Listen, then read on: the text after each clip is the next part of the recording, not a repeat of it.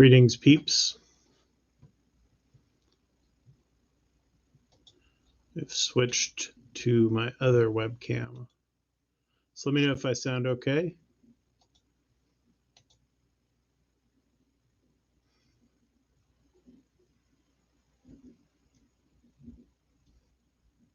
Yeah, I don't think I'm going to go purple on this guy. This one's just the one my other computer dislikes for some reason, but it's my more normal webcam that I use. Make sure you smash the like button. And thanks everyone for joining me. You're going to see my eyes move around a little bit just because over here is where I can see myself, and over here is where I'll see the questions. So thanks everyone for joining me. Very interesting 24 hours for Georgia Tech football, that's for sure. Wow.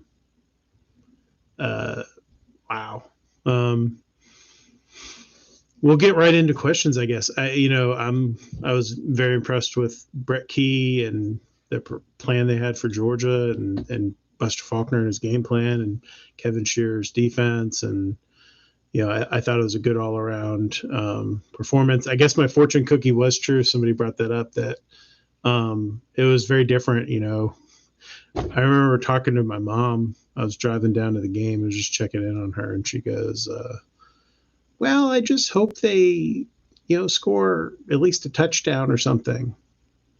And I was like, oh boy. I was like, I hope it goes better than that, but for Georgia Tech purposes. But I thought it was a pretty good game, and it was an entertaining game. I'm sure ABC was very pleased about it. It was a national TV audience watching Georgia Tech, so that's all you could ask for. So, so let's dive into the questions. I'm sure there's a lot of weird ones after that game, and as per usual, I'll do the questions in the thread, and then I'll bounce into the chat, and we'll kind of go back and forth a little bit here and there. But thanks everyone for joining us. Hopefully starting next week, I'll be able to loop Russell in on these. I just didn't have time to get that set up today. We had a couple things going on at home that I had to take care of today, so it's a little tied up. What's your list of realistic defensive coordinator options? Are you hearing any potential targets? No, Brent's going to keep that stuff quiet until he makes his decisions on what exactly he wants to do with the staff completely. So, and he even reiterated that, he may not do something till after the bowl game. And a lot of teams right now are going to try to freeze their staffs through the signing period, and just to keep their classes together and stuff. So even if someone might be leaving, they may not leave till after the signing period. If you remember what happened back after Brent was named coach, a lot of the guys didn't leave until after the new year is when you started to see all the movement around the coaching convention. So that's what's going on. As far as guys to call, the two guys I would talk to if I were Brent Key are DJ Durkin, who just was in the process probably being let go at A&M, assuming they hire Mike Elko. And then the other one would be Zach Arnett, the Mississippi State coach. And Zach Arnett's a strange dude, but he can coach some defense. And Rocky Long guy. If you're going to go outside the house, those are two of the guys I would look at. I don't know that there's anyone off the top of my head that's, also connected in the same kind of worlds as some of these other guys that make sense. So those two are the two names that I would go on first. Best guess on coaches that stay on the defensive side of the ball. I don't know. I have no idea. I would assume Marco Coleman will be here, and I think he would like to keep Kevin Shearer around. And other than that, I don't know what'll happen. I'd be pretty surprised. I really like Andrew Thacker. I'd be very surprised if he's back. But again, I don't know. I don't know what Brent's not going to tell me. He's not going to tell other people until he's made a decision on what he's doing, and that much is clearly not happened yet. On the offensive side, I expect everyone to be back. I don't expect any changes there. We'll see what happens. Any info on the GTA finances, and can we expect an increase in budget from Brent Key? No update on where things are financially. I know J-Bat's trying to make sure that Brent Key's got things fully funded. They've made some maneuvering. That's what the competitive drive initiative's about. It's about trying to create financial breathing room for the football program. So, and for basketball and all the other sports, but football is the main benefactor there. So I would say that, yeah, they need to, they're going to need to cough up a little bit of money for, uh, Buster Faulkner certainly deserves a raise. And then if you go out and hire a name defensive coordinator, you're gonna have to spend some money too. But again, you're saving money on Brent Key, so like that's where you need to invest in that. So we'll um, see how things go. Even in a loss, how big of a step was that last night for our program, for Georgia Tech's program?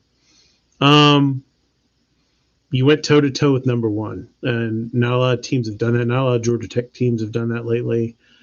In college football, this has been a year where Georgia's been, uh, you know, not putting people away in the same way. They're not as good as they were the last 2 years. I think Kirby Smart would tell you that, but that is still the best team you played all year, and you were an onside kick away from moving the ball. And really, if you score if Eric Singleton's foot's in bounds before the half, and if you hit one other play, if that guy doesn't deflect that fourth down pass to knock out the PI, like there were 4 or 5 plays that didn't go Georgia Tech's way last night that were really a difference in the game. The muff punt stands up as one.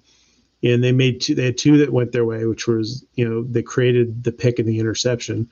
But the other couple of opportunities where they had maybe to get off the field or something, those didn't happen. Eric Singleton's out of bounds on 2 big plays. Like, those things cost you, and that was the difference really in the game. And, Georgia fans can cry and say, hey, Brock Bowers didn't play, Lad McConkey didn't play.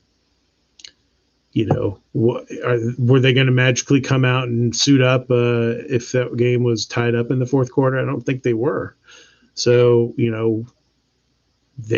Kirby said they're hurt. You got to take the guy at a word for what he said on it, but I think it'll be interesting. Any idea when we find out bowl matchups? It's been too long for me to remember when we find out. You still think the Pinstripe Bowl, right? No chance we go to Charlotte. No one has any clue. I talked to people who are pretty high up in the ACC, Georgia Tech's program, different things, and no one knows really. The bowl process is totally different than the way it was done 5-10 years ago even. There used to be a straight pecking order, like this team picked first, this bowl picked first, this bowl picked second, blah, blah, blah, and there was a couple framings. Those are all sort of out of the window. So now it's more about, I think there's like a 2 spots rule, so they can't go beyond 2 spots below you in the standings, but pretty much everyone's bunched up. So like, I think that we have no idea. Primarily these games are now driven on TV matchups more than anything else. So it'll be interesting. If Elko leaves Duke for A&M, which I haven't actually looked to see if that was final or they've made a formal announcement or anything, but that could definitely impact, say, Duke being interested in going to the Mayo Bowl. So maybe Charlotte comes into play. You have a rematch of the Gator Bowl with Georgia Tech and Kentucky in Charlotte. That would be an interesting TV matchup. And given what happened with Stoops, that might be interesting. We don't know. So we'll find out probably a little bit more soon. How fun is it to see people paranoid about losing Buster Faulkner while in the same thread other people are unsatisfied with his performance? I think it's hilarious, man. Like, the guy has done a tremendous job. That whole offensive staff, I think, has done a really great job. Jeep Wade, if there was a O-line coach of the year award, I would put him up for it. Like, they've done a great job with not the best talent this team has had in the last 5 years at some of the skill spots. They're playing with a converted slot receiver at running back most of the time, and then Dante Smith on his 6th year, having overcome some injuries and other stuff to play. They're playing with Leo Blackburn, really without Chase Lane for most of the season, with a true freshman 2-star wide receiver as your playmaker and freshman All-American type guy, and Eric Singleton. And then, a cast of like sort of random tight ends, right? Dylan Leonard was a converted walk-on. Luke Benson was a transfer from Syracuse. Brett Seither was a guy who didn't play at Georgia. It was on the bench there and has had injuries. And really, all three of those tight ends have had pretty serious injuries. Malik Rutherford's like a 5'5", 130-pound dude. Like, it's not the A team that like of Mr. Five Stars. Like, it's just not. Dominic Blaylock coming off 2 knees. Like, it is amazing what they've managed to do with that offense. So I think that I don't know. It'll be interesting. Which coaching bio should we get to know better? I guess maybe he's asking me about Portal. I don't, or I'm sorry, the DC thing. I don't know. I'm sorry, brother. I don't understand that one. Portal stuff will be quiet until the 4th, that Monday, when the portal opens up. No one really knows. Like, coaches won't know really for sure who's been gotten to and all that stuff. Like, for lack of a better term, it's going to be kind of a wild ride when that portal opens up to see what's going on. All right, Kelly, first, thank you for your product. Second, I hope your December is much smoother. Now, please solve for X, Y, and Z. X, the number of scholarship players encouraged to find a new football home. My list was 12 the other day that I came up with and just spitballing it in my head. Why the number of red shirts who could move elsewhere? I don't know yet on that one, sorry. And then the number of contributors leaving for a factory NIL money. I put that over the Z, which is the number of guys who played, or the Akilo Stone / Zamari Walton part of the equation. 3 or 4, there's going to be guys every year that do that are, maybe they've played their fill here, or they want to go have fun for a year playing somewhere, or they get offered some money and it's, a one-off thing. Like, Brent Key wasn't going to give a bunch of NIL money to the 4th string defensive tackle. Like, that's understandable when you have limited funds. Like, so those things happen. And so, yeah, there's going to be some dudes that move around. Our schedule is brutal next year. We could be a much improved team and still miss a bowl or win 6 games. Will J-Bat try and soften up the schedule moving forward with more teams like Bowling Green? Kind of joking. Yeah, the schedule sort of sucks on paper. But again, like, that's one of those things we said this year that, the schedule is going to be so hard. And then, Clemson was not Clemson. They got better as the season went on and played a lot better down the stretch, unfortunately, by the time Georgia Tech got them. But let's think about it. If we went back and looked at the schedule at the beginning of the season, everyone thought Wake Forest was a bowl team. They ended up not being good. Miami was, I think, 17 when Georgia Tech played them and beat them. People thought Boston College would be bad, and they ended up being okay and a bowl team. North Carolina was supposed to make this great leap forward. They beat them as a top 20 team. Virginia is probably about as bad. They're a little bit better than we all expected, but they're still bad. Syracuse was probably a little bit better than I thought they would be, and they were still not great. And then you had Georgia and Ole Miss, who are really good, and they'll swap Ole Miss for Notre Dame. Notre Dame, not as prolific offensively, so it'll be interesting to see what they look like next year. They play Florida State, who will have a whole new team probably next year in Dublin. That's a weird game at the beginning of the season. They play Georgia State, who they should be able to beat. They play VMI, that'll be a dub. You have Notre Dame and the Benz, which could be an interesting game. They fared well against ACC teams, so that'll be something to watch there.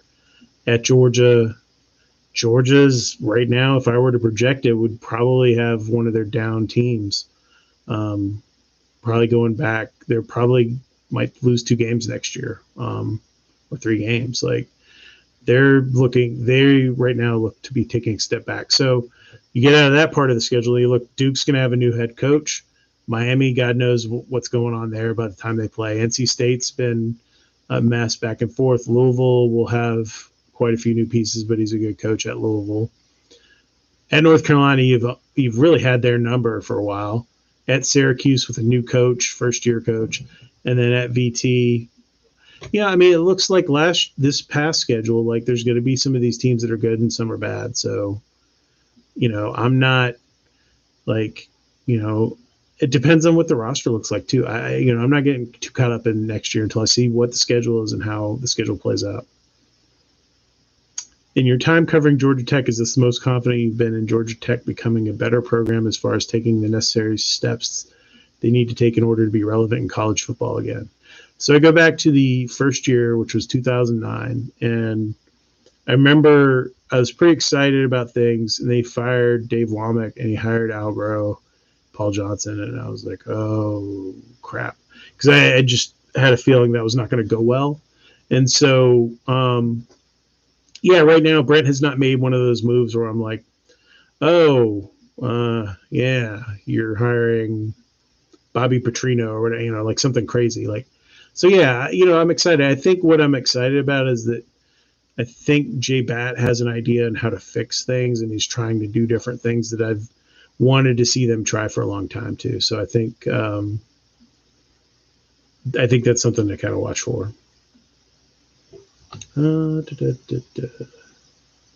Gut feeling, I know it's year one, but do you think Key's our guy moving forward? Is he going to be the one to get us back to the Larry days of being ranked and beating UGA again? I don't know. I think Brent will do everything in his power to win, so I don't know. Top 3 guys you would spend NIL to retain for next year. Who do I think would command the most, or who? So you look at Singleton. I don't know that Haynes King needs like a huge NIL thing, and then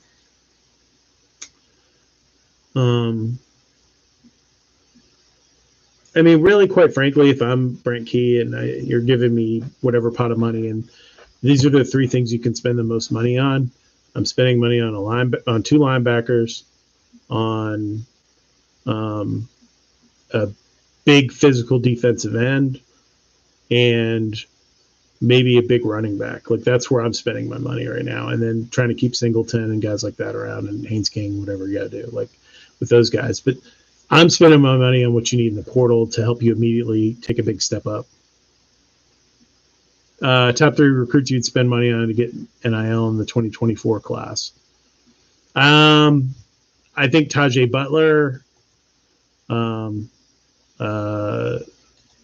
has got a chance to be like a special guy. The kid, I'll keep it with the guys who are committed, right? To keep it relevant. If you're going to spend, Tajay's one. I think that,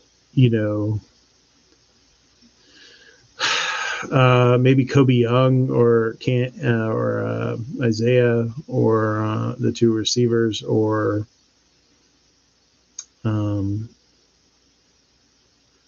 going and getting a second big D tackle. Like, those are the things that I would look at.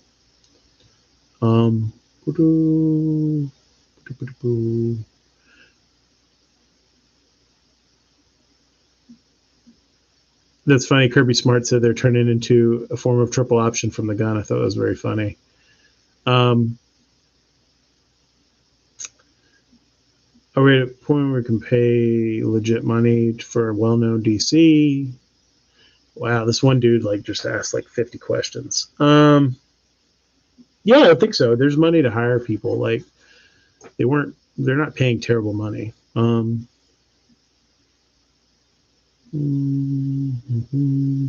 basketball question. The crap show in Cincinnati.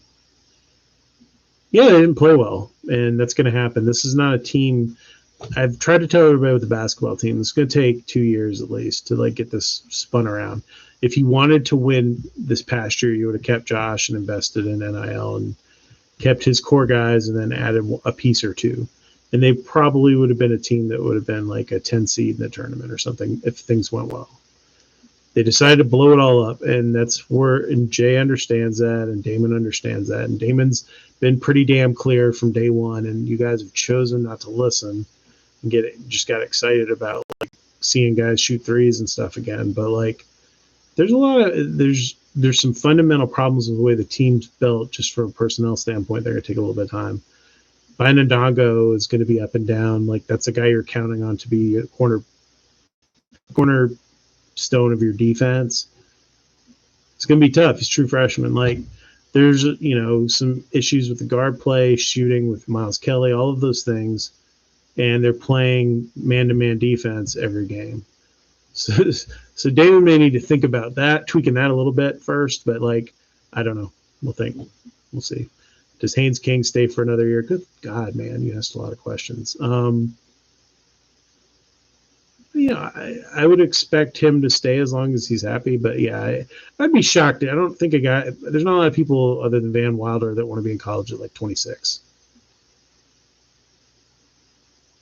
Leo Blackburn be the best wide receiver next year? I hope so. I hope for Leo's sake. I really love him. He's a great kid.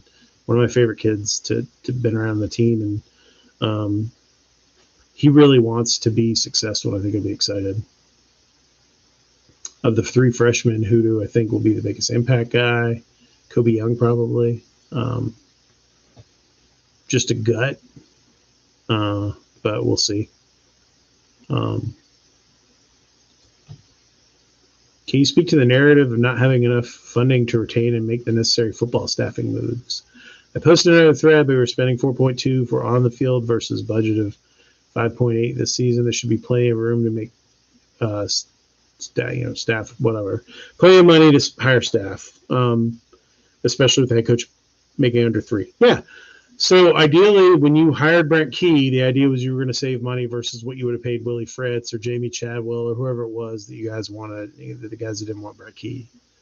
So those guys would have all been in the 4.5 range, I would think. So yeah, you're saving $2 million a year there. Reinvest that in your staff. That was where things fell apart a lot with Paul Johnson, because that was one of those Dan Radakovich things I didn't agree with. They were paying him to be the OC, and they weren't investing in the DC and the level that you needed to invest in to make that make sense. All right, this dude just kept asking questions. I'm going to start skipping some of his questions because it's the same guy asking them over and over again. Is there a way to know our NIL will compare to others? I know we aren't A&M or Bama or Georgia, but are we in the same league as Pitt, UNC, and NC State? You're not in the same league as UNC. UNC has a lot of money. Pitt, I think you're probably in better shape for football than Pitt. NC State, I don't know where NC State is at. It's hard to figure out what's going on there. I don't know. 3 questions. What happened to Clayton Powell-Lee? He was probably the biggest disappointment next to Miles. It looked like he was battling injuries, which is extremely admirable to fight the way he has.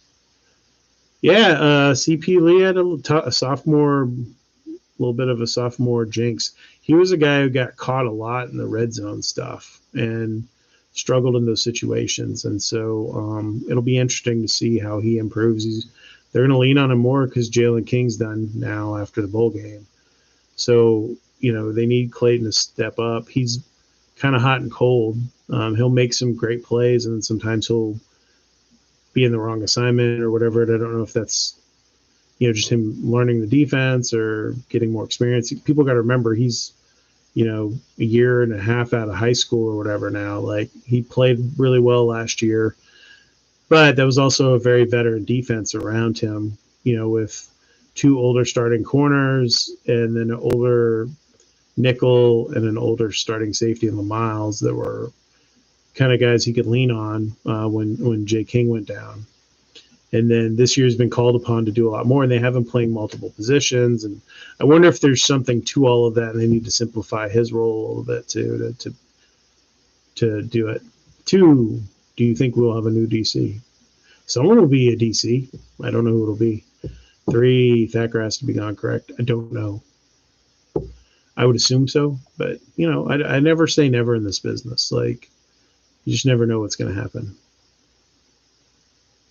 Is there a question for Russell about recruits? Do you think the fire all the defensive staff that many have stated on JL is warranted? Wouldn't firing effective defensive coaches hurt recruiting and continuity? Yeah. You want to keep – there's 2 different things going on with the defense. There's a Jimmy's and Joe's problem. And then there was probably some schematic things that were going on early on in the season. And a lot of it is them trying to cover up for some things with sub packages and guys not getting lined up and sometimes trying to call the right thing or call the perfect play or whatever. And it ends up kind of screwing you up a little bit. Do you think, why do we stay nickel 95% of the time with Georgia State and 2 tight ends? We were running down our throat and we didn't have they didn't have their best receiving options. They tried to go to 4-3 and I think it was Braylon it wasn't going well and they got actually dinged harder when they were in that look. So I think that was why they went away from it. Also, none of the linebackers are very good in coverage. So if you start getting into that, you're getting into like cover 0 and stuff, and then that's screwing you up. What's up with excuses from UGA fans? I find it funny now they're making excuses why we played well and kept the game close. From the refs to them having 3 starters out is hilarious. Yeah, it was very funny. They were complaining about the officiating pretty hardcore. Like, the officiating had very little to do with what happened in that game last night. And in reality, there were several holds that weren't called, particularly on a couple of runs that broke loose. If you go and micromanage the plays, there's a bunch of stuff. There were 2 times where they hit on pass plays down the field where they had offensive linemen 10 yards down the field that weren't called before they finally did call that. I think probably after Brent yelled at them over and over about it. So, yeah, I think that's where it's at. I'm not going to answer a question about what they need to pay Buster Faulkner. I have no freaking clue. No one has any idea what's going on there. There's a bunch of stuff being thrown out by crazy Arkansas fans and Georgia fans having wishful thinking that that Buster's going to leave. So we'll see what happens. Why don't bowl selection folks select for matchups that will get the most attendees and attention? Tech versus Auburn would be a great matchup. Depends on the bowl and where it is. Auburn fans are probably not going to be too fired up right now after having a really disappointing season. So, it'll be interesting to see what goes on there. Hold on a second, guys. I needed to look something up for this next question because I was unsure. Hypothetically, if we could get 3 Bama UGA level starter transfers, where would be the most impactful positions to be in order of need for 2024? Linebacker, defensive end, running back. Is J-Bat making progress in reeling in big donors? Do you think he will focus on it even more now that he has his main sports coaches hired and established now? Yeah, J-Bat's out beating the drum for people to give NIL money, and they're beating the drum for the competitive drive. The competitive drive is a way for you guys to contribute money that will help the athletic budget and provide scholarships, which is a cool thing, and they're getting matched. So you're doubling that money. So every dollar you give there gets doubled, basically, by the foundation. And then you have NIL, which is where you're trying to basically directly help your guys both keep retain guys and also go out and add the pieces that you're missing. And, like this team was a Charlie Thomas and maybe, I'm trying to think of like Jalen Camp, like a solid X receiver and a better linebacker away from being a lot better this year. Because I think they have found something with Kyle Eifert. I think Tatum gives you a little something. Paul Mile was very solid. And then it was kind of hit and miss with Oliver and Dre White. Like some games they played well and some games they didn't play as well. And those guys, were doing the best they could. But I think they need to find some more dudes. Like they need to improve that area because that's what made the defense better a year ago is they were able to erase a lot of things. If you're J-Bat, what would be your biggest initiative relative to the football program in 2024? It's all about NIL money. That's what it's about. This may be a premature question. Oregon State head coach Jonathan Smith leaving to go to Michigan State. Worries me that Key might leave once the nation sees how well he has turned the program around. Oh, my God, it's the Jeff Collins question. You guys asked me this crap when Jeff got hired. Like, people worried they was going to go to the Atlanta Falcons to be the head coach. Brent Key loves Georgia Tech. Jonathan Smith left Oregon State because they're in a Pac-2 now and they're not in P5 football anymore. That's why Jonathan Smith left Oregon State. Let's not do this.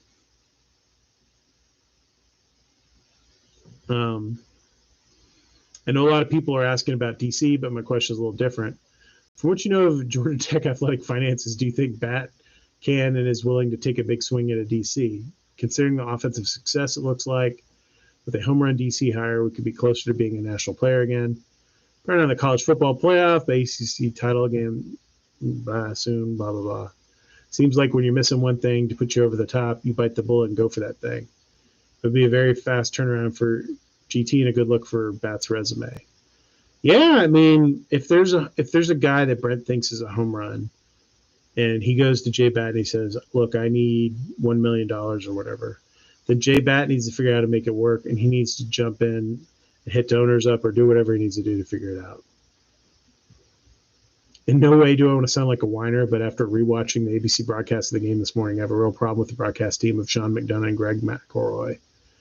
Yes, UGA is the number one team in the country, but in the midst of a record-setting run, deserve all their accolades, but their incessant fawning over the dogs while continuing disparaging and showing a total disrespect for GT was ridiculous. One would have thought by their commentary the dogs were the underdogs rather than 24-point favorite. Most egregious was their statements at the conclusion of the broadcast. They were totally unprofessional and dismissive of the Georgia Tech program. As a lifelong Georgia Tech fan and 35-year season ticket holder, it appeared they had some sort of agenda. It bothered me to the degree that I found McElroy's Instagram account messaged him to lodge my complaint. I'll be interested to see if he replies. McDonough was far worse. I couldn't find any way to communicate with him. I realized some may feel this was an overreaction on my part, but GT's efforts deserve better. This is something J Bat gives attention to and would address. I doubt it's on J Bat's radar. You're not the first person to say that the broadcast is a little fawning towards Curbs. I'd say, yeah, send your letter or tweet at them or Instagram them or whatever. I don't know. I don't know what you do there. I think those guys were not thrilled with their assignment. They didn't exactly look fired up. I was watching them while I was eating dinner in the press box, and they seemed pretty out of it. I found it interesting, too. McElroy was not watching the Bama-Auburn game, which I found interesting. That was on TV in front. He was, totally disinterested in it.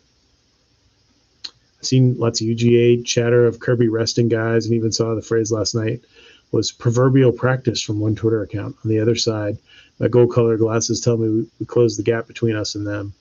You've been great at staying at an even keel and been solidly neutral and candid. Was UGA really playing that far down, or did we elevate our play?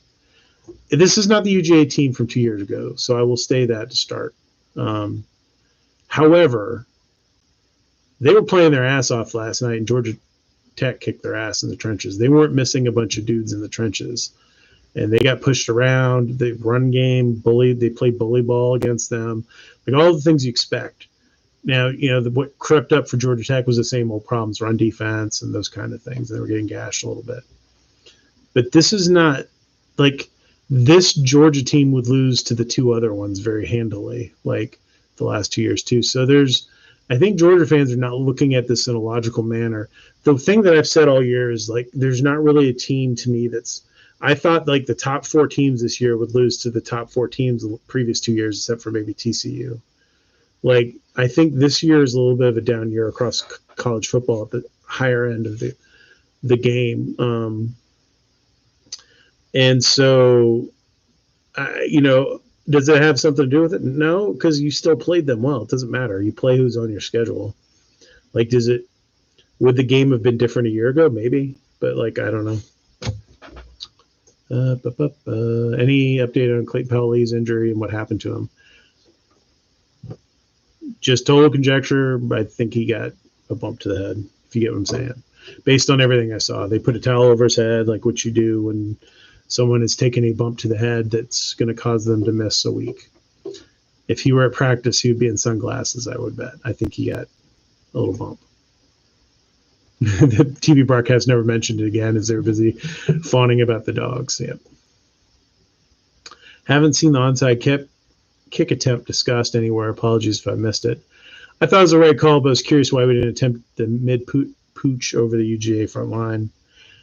There were no players for the 30-yard chunk of the field and one guy back. Did you notice this too? Yeah, I get what you're saying. I understood why you're aggressive there. It's unfortunate that Drew Kelly is gone because that was the one thing that dude was awesome at was onside kicks. Yeah, I don't know what the right move is there because you've gotten gashed with kick returns the whole night. So I don't know. What are good linebackers going for in the portal? No idea. I try to stay. You guys got to understand. I try to stay out of what people pay for stuff. I will find out like if someone asks me, but that's what's up. Same question for high school seniors. Depends on if they're in Missouri. Missouri's recruiting them or not. Because you can use a couple. Yep. Why do we keep Sky kicking on kickoffs? Is Stewart not capable of kicking it through the end zone? I recall a bunch of touchbacks from him earlier in the season. You would think that we would kick it through the end zone after giving up a lot of field position on returns. I've explained this now for 3 or 4 straight weeks. Gavin Stewart got hurt in the North Carolina game. Can't kick off the way he normally does. Aiden Burr is not kicking as deeply as Stewart would. Therefore, you ended up with a kickoff problem. Stewart had been kicking the ball off like 85% of the time into the end zone prior to his injury.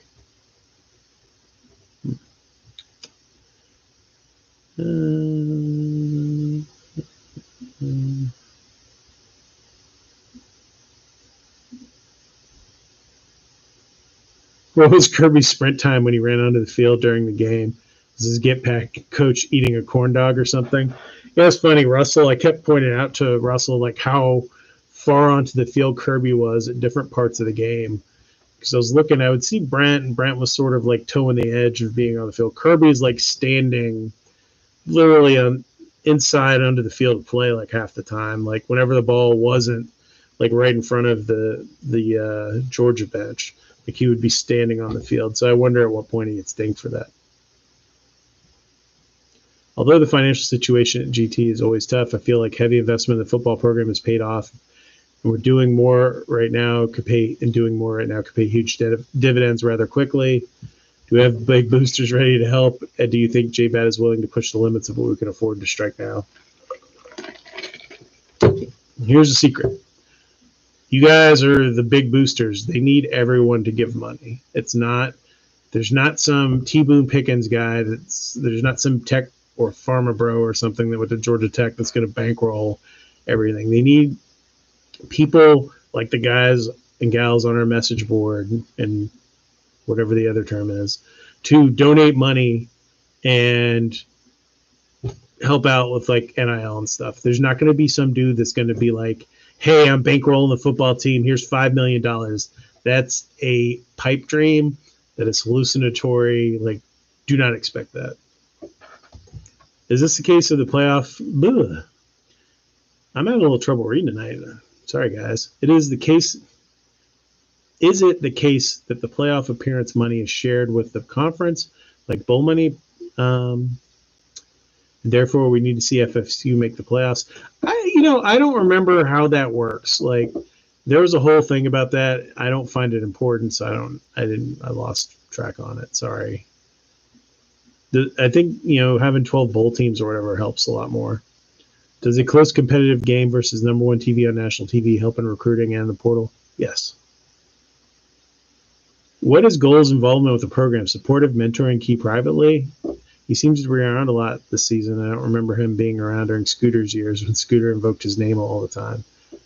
Brent and George O'Leary are very close, and George has been around a lot this year. He's obviously a huge mentor for Brent, and they're very close. When all the COVID stuff happened, one of the first person that Brent went to kind of go see when he was able to kind of go out and be in the world a little bit more was Coach O'Leary. That shows you how close their relationship was.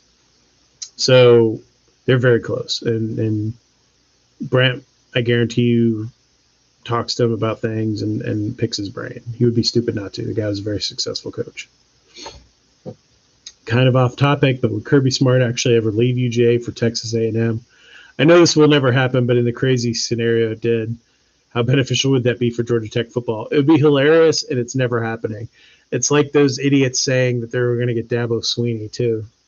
Like, maybe if you're Alabama, like, there's a small 10% chance you could get Dabo to leave Clemson. He's not leaving there to go to A&M. It's a worse job than Clemson because the job's harder and the fan base is even more irrational. Like, Dabo's bothered right now by the Clemson fan base, and the Clemson fan base is pretty normal. Like, he would lose his mind in about 10 seconds at A&M. He'd lose his mind at Alabama, too, to be honest with you. But, like, I think it's hilarious when you see, like, Dabo or Kirby. It shows you how freaking high some of these dudes are, like, on their own delusions of where their program is. Like, no one's leaving a good job to go work in Arkansas to be the OC for Sam Pittman, who's literally hanging by the thread of threads right now. And they have a schedule where their best case scenario is they might win 5-6 games next year. That's not happening with anyone that has a job that's half decent. Like, these people are out of their minds. You could get some dude who's like on the back end trying to cash out and like retire, get a little retirement money. They'd be better off going and hiring like whoever like an old, soon to be retired Ralph Regent level OC guy is, like, versus trying to go hire someone like Buster or some other big name dude. No one's lining up to go work for Sam Pittman. That's why Kendall Browse bounced out of there. Like, Sam Pittman seems like a great guy, but that is an impossible job. Do you expect to shake up on the defensive staff now the regular season is over, and what are your opinions on what they should do with the defensive staff? I think you got to figure out what's going to work, and Brent's the guy that watches practice every day and sees the evaluation process, the recruiting prowess, all of those things, and so he's got to make whatever changes he wants to make. I will say this, I do not expect them to make changes prior to the bowl game. You guys have to understand that through signing day and probably through the bowl game, whenever that is, maybe the 27th, 28th, you probably won't hear anything till New Year's on whatever changes they make. Who on the staff has overachieved expectation and who has disappointed? I feel like Chief Wade was the most impressive, giving everything, and Tillman was the most disappointing.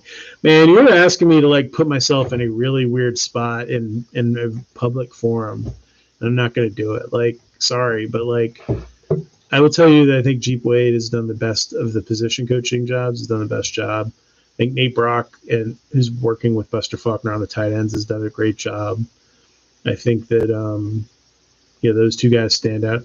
Kevin Shearer's found like something out of a very kind of mismatched linebacker room and was able to find something functional there. When in absolute hell are we ever going to get a GT-friendly ESPN broadcast team? They felt like they were just shitting on us last night. Just dicks. Yep.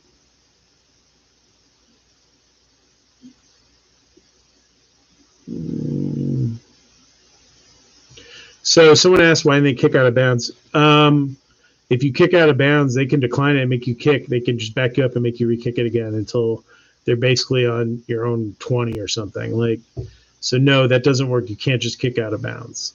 So people need to stop suggesting that. Any interest in Miles Jackson, the linebacker from the transfer portal from Indiana? Played at UCLA and Mill Creek in high school. We have Eford and Tatum back. I remember Miles Jackson.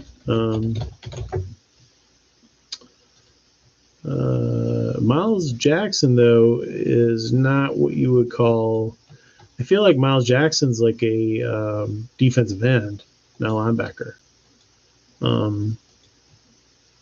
Yeah, he was playing edge, like an edge position at his like PFF numbers are not good. Not a lot of production either. He wasn't starting in Indiana. I'd be fairly surprised if that was an angle they went to in the portal. Who are the top 3 guys we need to retain on offense this season, off season? Eric Singleton. I guess Jamal Haynes and Haynes King, like if you're going to go that way, I don't know. How long are we tied to Mercedes-Benz? Need to make Bobby Dodd Stadium a destination. HBO Hell of a Block Party is a great first step. Need North Avenue to be synonymous with the Grove as a destination. Only happens with big game draws. Also would help in recruiting. I remember an interview with Jackson in the recruiting class of 2007 said the night game with Notre Dame helped solidify the class. Yeah, dude, those old night games like Thursday, that's one of the things that needs to come back, actually. They need to play some Thursday night football in Bobby Dodd. Those games are always awesome. Even during Jeff, like some of those games drew pretty well, like some of the weeknight games. As far as the Benz deal, let's see, what was the first year of that? Was it 18 or 19? It was a 6-year deal, as I recall. Let me look this up real quick. I'm pretty sure it was a 6-year deal.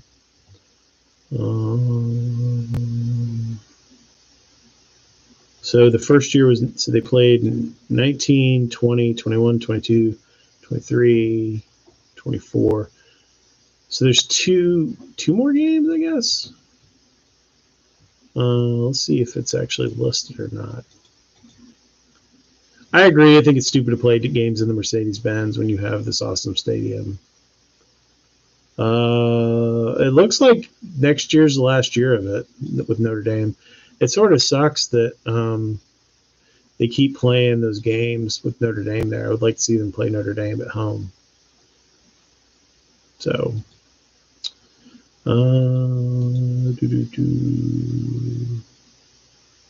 regardless of who gets the DC job, Shearer retained or a new hire will be before or after the bowl game. It'll be after the bowl game. Is your perception that officiating seemed balanced? They missed the Haynes slam, Kirby rushed in the field, but also seemed to miss a few the other way. Any comments on when the same question to Kirby was answered? They charted ACC games with ACC calls, a lot more penalties. Is that true? Or just trying to avoid the question? I have no idea if that's accurate or not. Also, you got to think Georgia plays in a lot of lopsided games. They're probably not going to call a lot. So we don't know. I thought the officiating was not particularly an issue, I thought, in the game.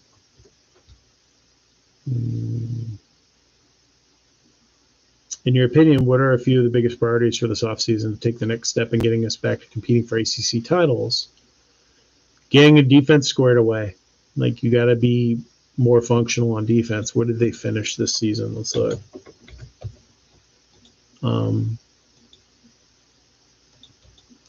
Georgia Tech finished.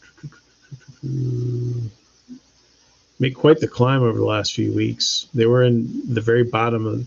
They moved all the way up to 122 in total defense. Get to 50 and you're 8-4 this year. So I think that's where you start. And you got to be a little more consistent on offense. That third quarter doldrum needs to stop.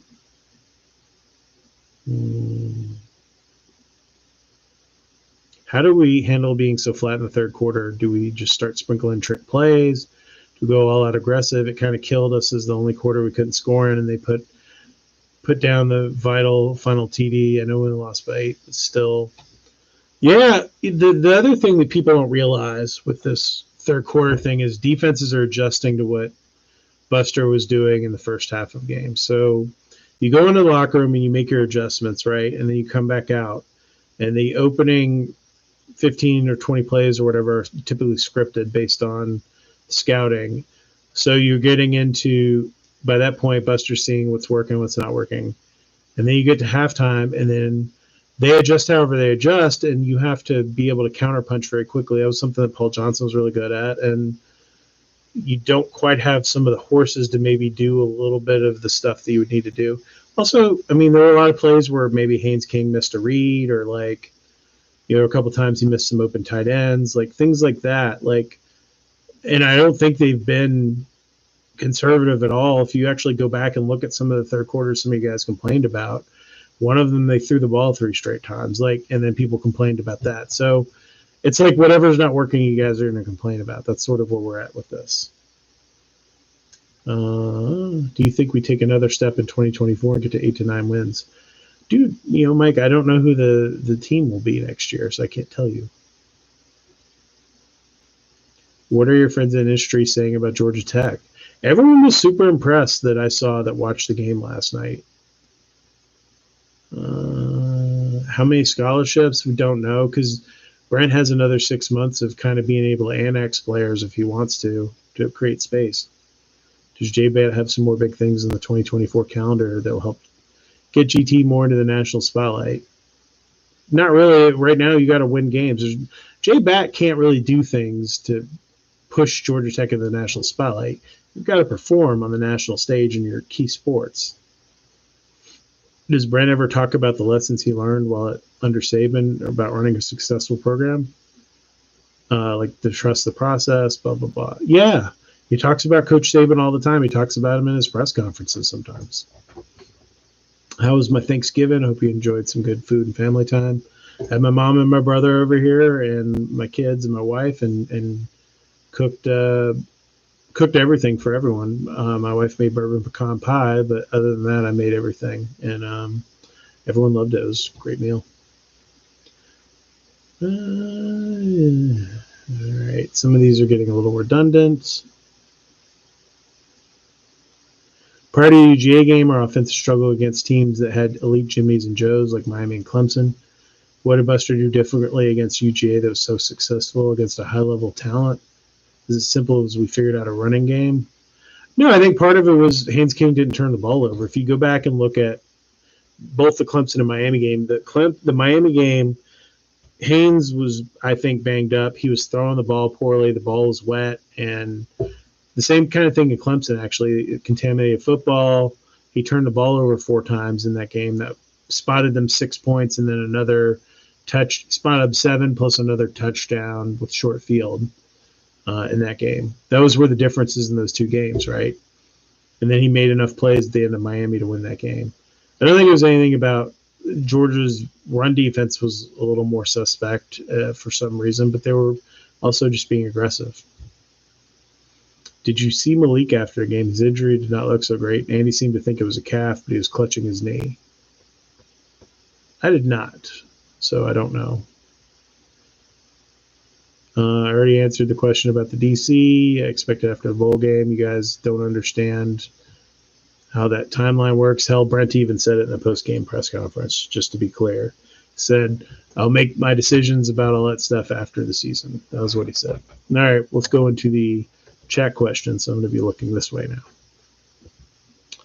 Brent Key has a proven plan in place, and we should be excited about the future. You should play the keyboard in his honor. No, my toddler's asleep, and my soon-to-be teenager should be asleep right now or in bed.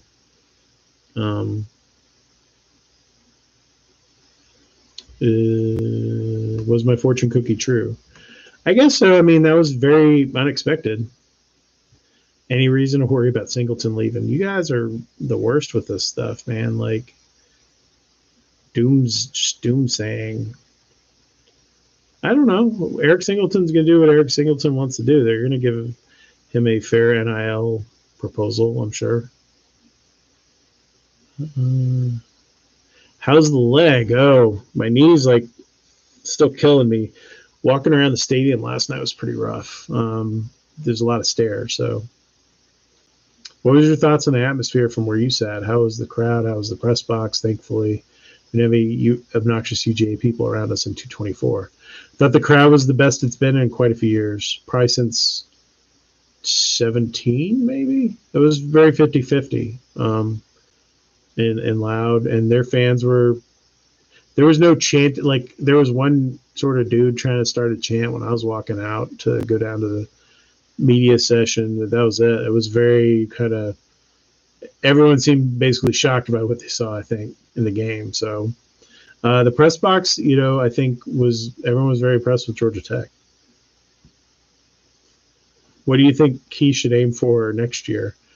Beat Georgia, get to the ACC championship?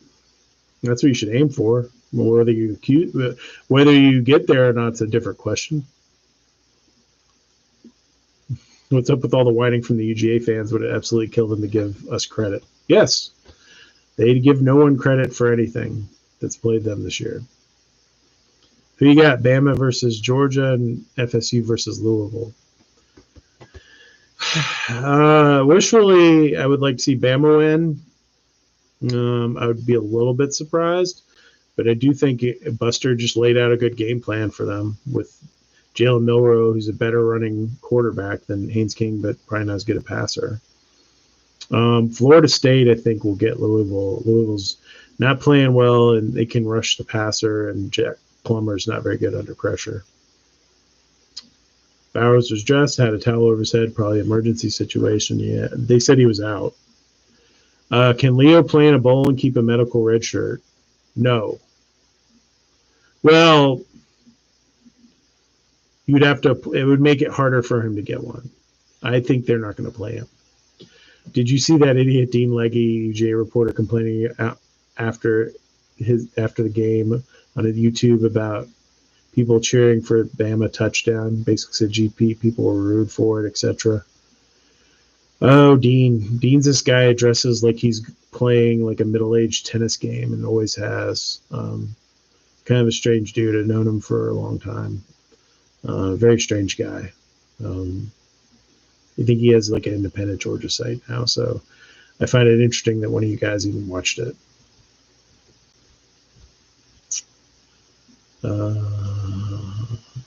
How crazy is it that Jeff Collins is in consideration for the USC DC job? Is Lincoln Riley trying to get fired?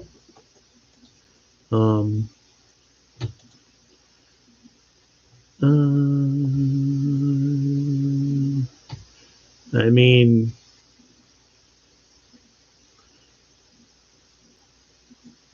my guy Ryan Young put him on his list at like the 9th name on a list of 10 people.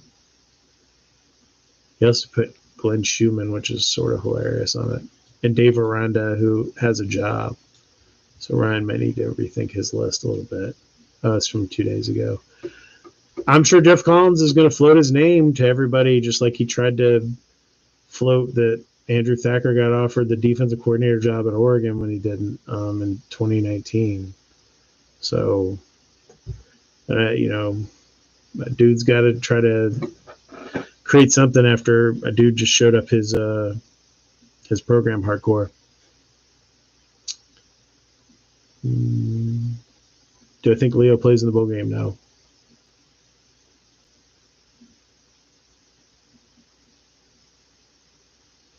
If you had to pick one offensive lineman that had the best year, who do you think? Who do you think on the line was most surprising level of improvement? Well, so the two surprises I would say, like the answer to both your questions are the two left tackles, Corey Robinson and Ethan McKinney. And Ethan, did he even play yesterday? I don't think he did. Go back and look.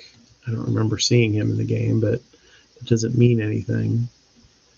Yeah, so Ethan hasn't really played the last 2 weeks, but Corey came in, struggled in that first game. Ethan comes in, plays like most of the season, and then Corey comes in the last 4 games and plays really well.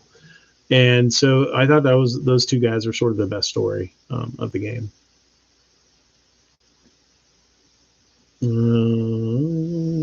Why not play Horace and Zeke in the middle together last night? Maybe clog the middle. I think Horace was not 100%. He only played a handful of snaps. He played like 9 snaps yesterday. He's been battling something and trying to get healthy. So that's why. Why must we wear white at home? Because Brent Key decided to wear white jerseys. Yes, Brent Key. It's traditional, but whatever. I answered the place kicker question already.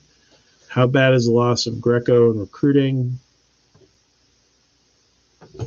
I mean, you didn't lose your quarterback. You didn't lose a position of desperate need. You have 4 of your 5 main corners back next year. You know, if that kid wants to go to Missouri and get paid and play on teams that don't have a great defense there, go ahead. You know, I'm never going to begrudge somebody from doing what's best for them financially.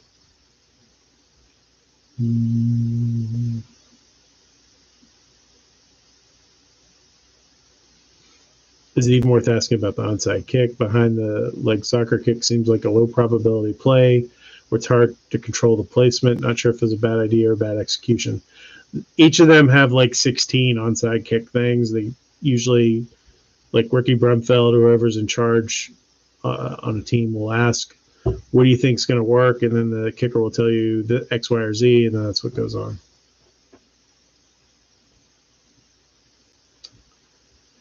I am just jumping on. Sorry if it's already been discussed. We saw tangible improvement under Shearer. Are we confident enough to retain him and attempt to improve players? I think there's a possibility. If I were making a hot board of defensive coordinators right now, I would put Kevin Shearer on it as one of the top contenders for the job. But does that mean he's going to give him the job? Not necessarily. The defenses, I think Jimmy's and Joe's are a part of the issue. Like, there's just a lack of developed, ready guys right now, and that's gets back to something I've talked about where, like, you know, Kyle Eford and Trinelius Tatum were the only 2 linebackers they signed under the previous coach, GC3 signed, that are able to even be in the rotation. And he was a defensive guru, and that's pretty telling that he just completely bungled that whole area so badly. Are Marco Coleman and Tavares Tillman safe? I think Marco is. I don't know about Tavares. His group plays pretty well. His recruiting has been not as impressive, so we'll see. I don't, you know, it's a Brent Key question. Beginning of the year, his group did not play well, and they were part of why they lost the Louisville game by being unable to tackle on the edge.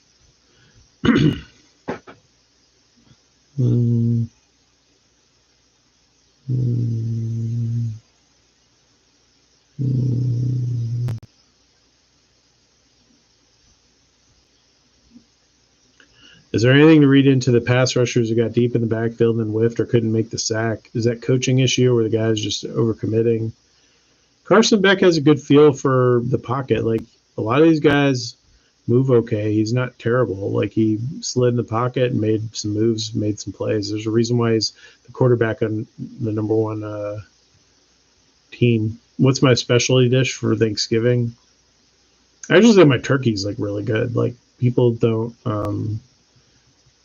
like, usually a lot of people don't like turkey, love my turkey. Like my wife, she's not a big turkey person, but she loves my turkey. I have a special brine that's like soy sauce and honey and a bunch of seasonings, and then roasted, and comes out really nice. Thoughts about the decision to kick the field goal in the first half at 4th and 1. They took field goal because of game plan. Yeah, early they were going to take points. Like, you take points against Georgia. You don't go for it on 4th and 1. That's not a team that traditionally has been prone to giving up a lot of 4th down conversions. So you looking at all the statistics and how you game plan, you take the points there because it costs you later. It's cost them in games that Brent's coached, like going for points early. So it depends on your game plan each week. But you make that decision before the game. Can we tell Bat to fix the sound system? My ears are still bleeding. It is like oppressively loud. If you were sitting like on the north or the south 30, like even the press box, there are games where it's oppressively loud. I don't know how they fix it because they probably need to have speakers in other parts of the stadium or something. I don't know.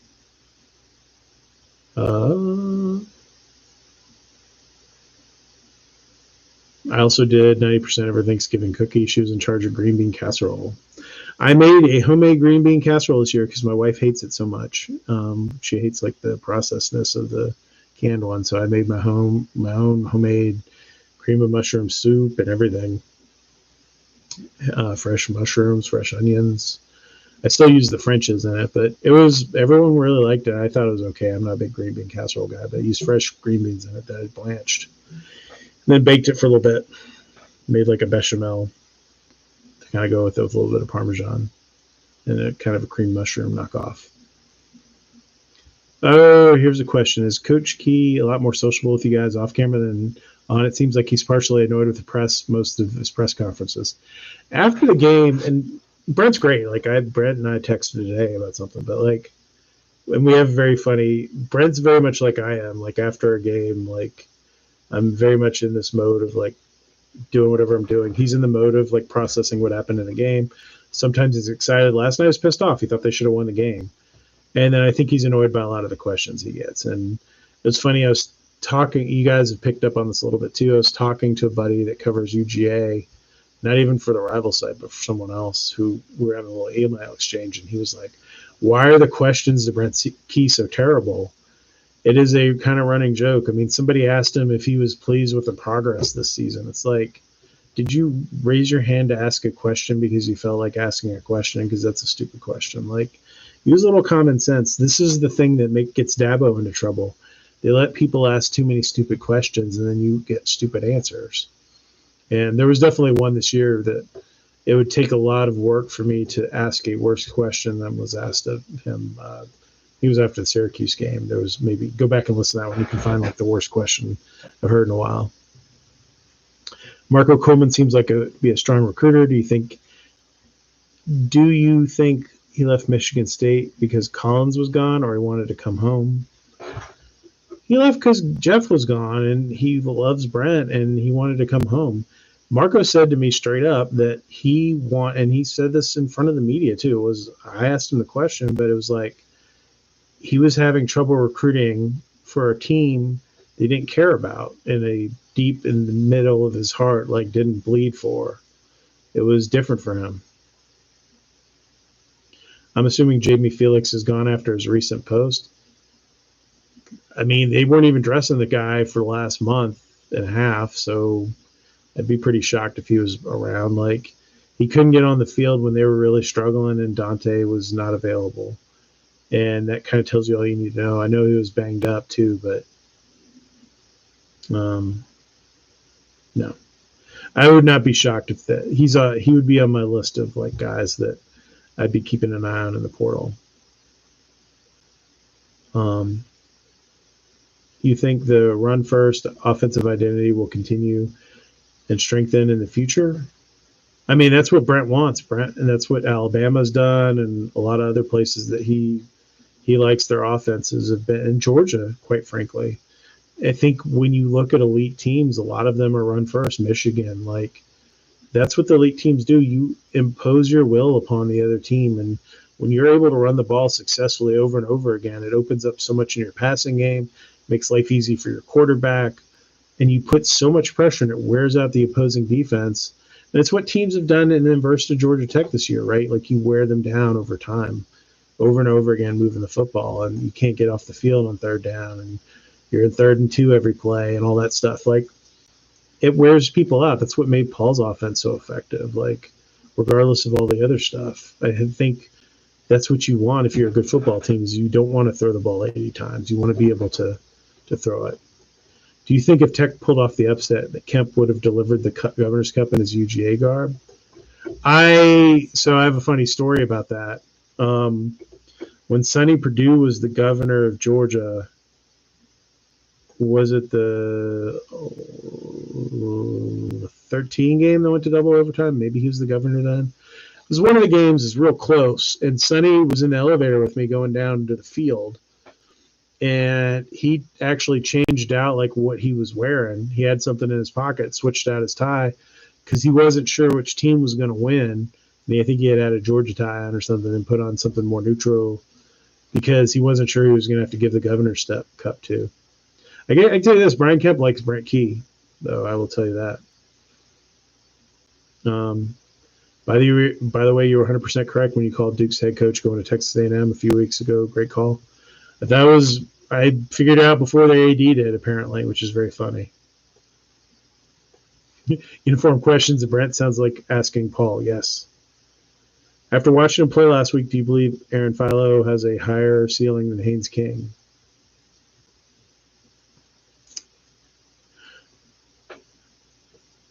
I didn't watch Haynes King as a high school quarterback, so it's hard for me to say.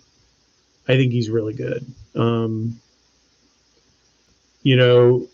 and Zach Pyron are two, and AJ Swan are probably like three of the better high school quarterbacks I've seen in the last few years in person.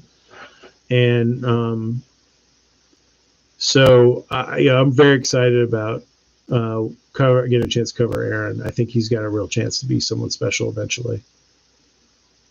Your gut feeling, do we take the next step and get to the ACC title game after finishing 4th this year? I don't know. That's when you get in. Remember at the beginning of the year, I looked at the entire schedule and went through and figured out who plays who and all. Because the schedules are unbalanced now, it's harder to project that. Now you got SMU and Stanford and Cal coming in, and who plays them and all that stuff. So I don't know. I don't know how to decide what's going to go on. How good of a runner is Philo? I'm sure he's not as good as King, but whose mobility would you compare him to elsewhere? I know he's a pretty good runner, dude. I don't know why you don't think he's a good runner. I watched him break off a 65-yard touchdown in a playoff game where he just ran knife through the defense just like Haynes King did a couple weeks ago in a football game. So I would not say that. Also, we're not going to let you go without telling that Collins story at some point. I'll try to piece together some good ones. Any place on our staff for Tim Brewster, that dude can recruit. It'd be interesting. Tim's got an interesting track record if you know him at all. I'll leave it at that.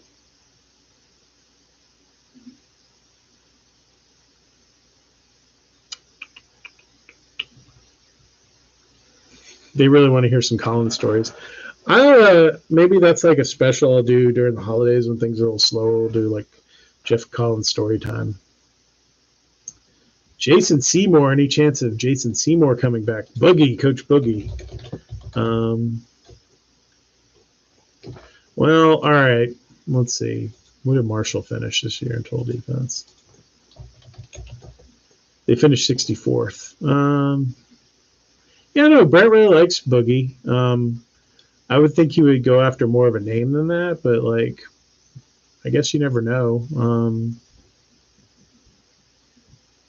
I could see Boogie coming back to Georgia Tech at some point, but great guy. I would be happy to have him back around. I enjoy him, but that's Brent's call. I don't know.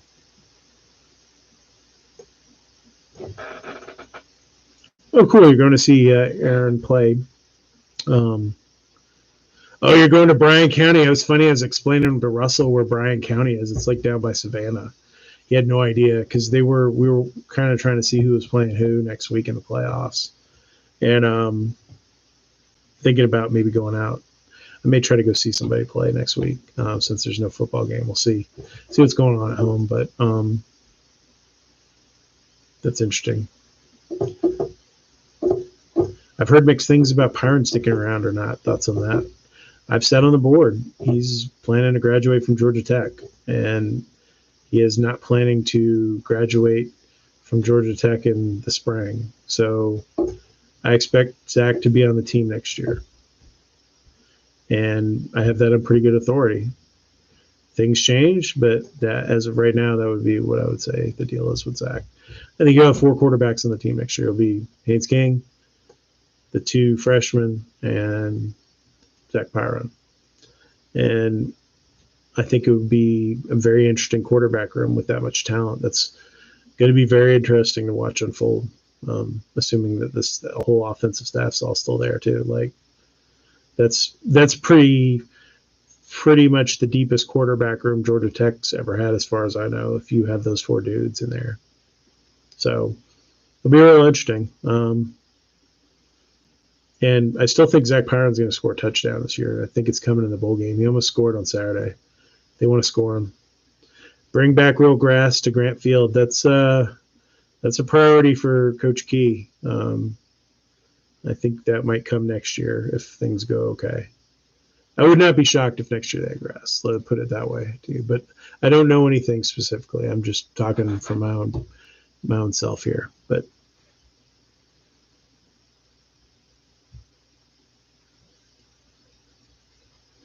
all right, folks. I think that wraps it up. Appreciate y'all jumping on.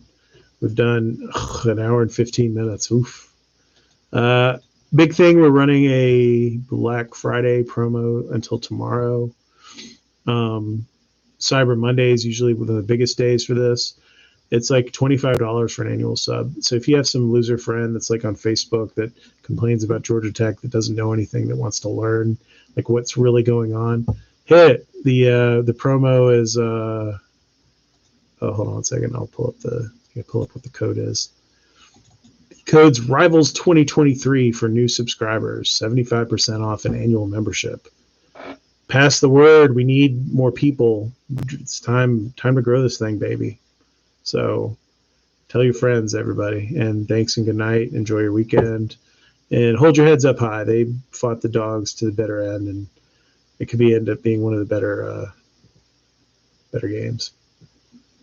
Be good.